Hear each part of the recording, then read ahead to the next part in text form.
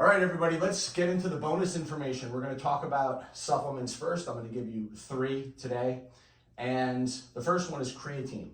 We talked about the energy systems of the body, the creatine phosphate pathway, about 10 seconds.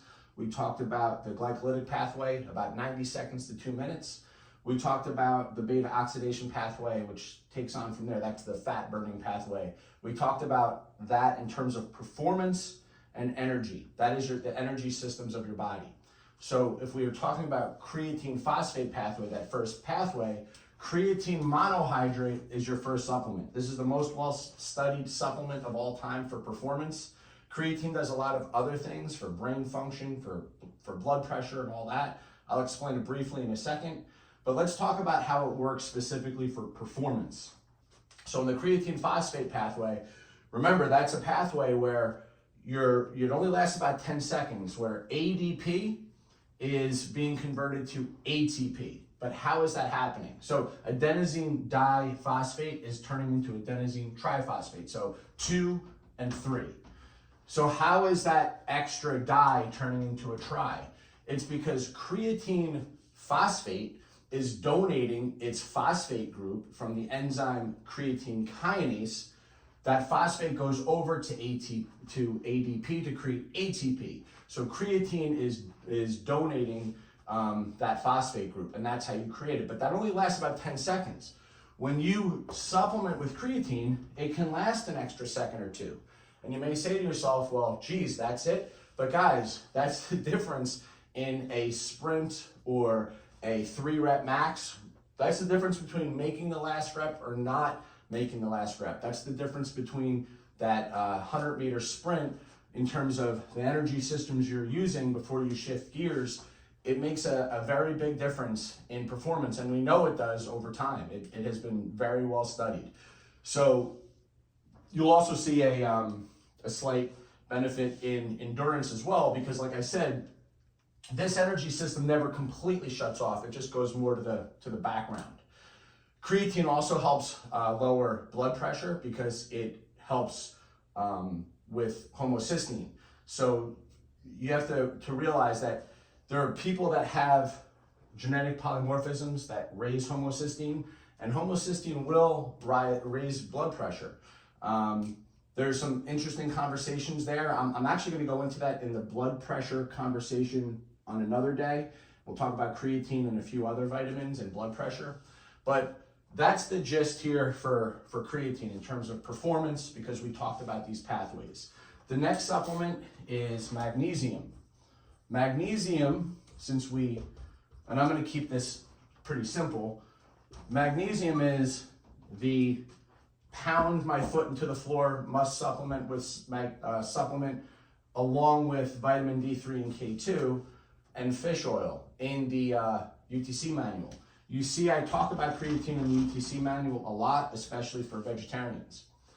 But magnesium, guys, it's not just about the digestion. I talk a lot about magnesium in terms of digestion because magnesium, like potassium, relaxes muscle. It's an electrolyte.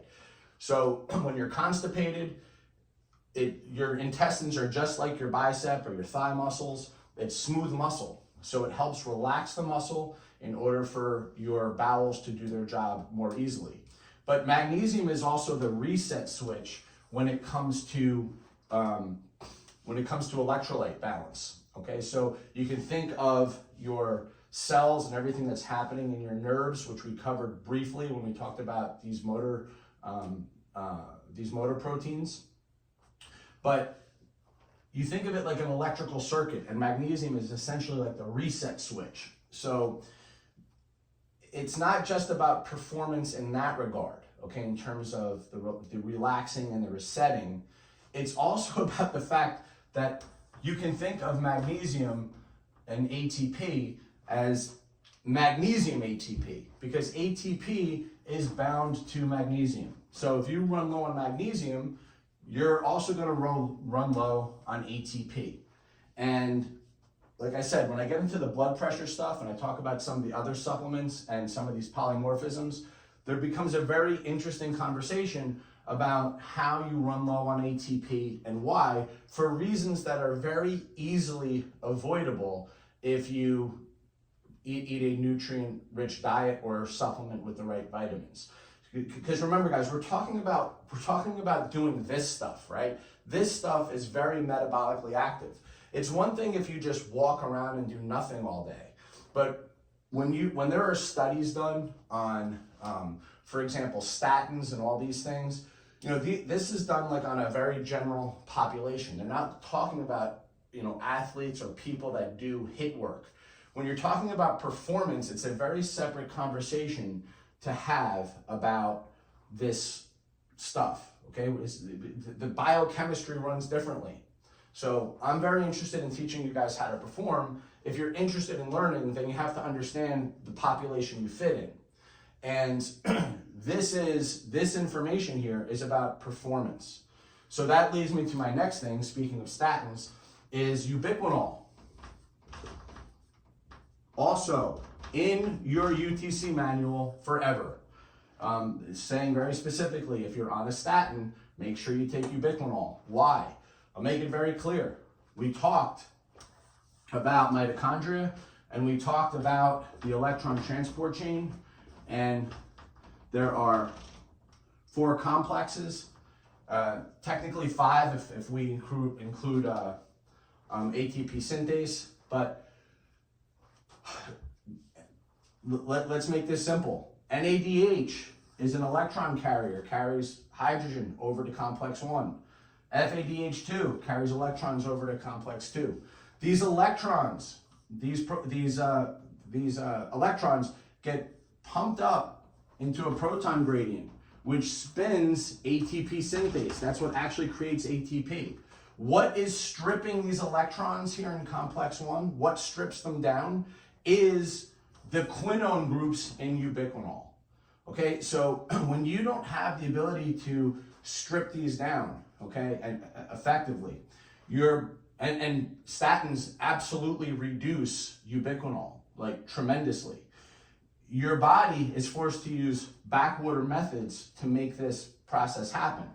But what we do know is that these electrons get backed up. And when electrons get backed up in the electron transport chain, it creates reactive oxygen species. And those are the types of things that lead to cramps, poor performance, tight muscles, and other things. So you may say to yourself, well, how is it possible that my doctor doesn't tell me, and some doctors do, to supplement with ubiquinol while on a statin? Well, it's simple, because they're looking at the general population and not athletes. When you look at athletes and people who push their body hard, you have to understand the biochemistry of how things work.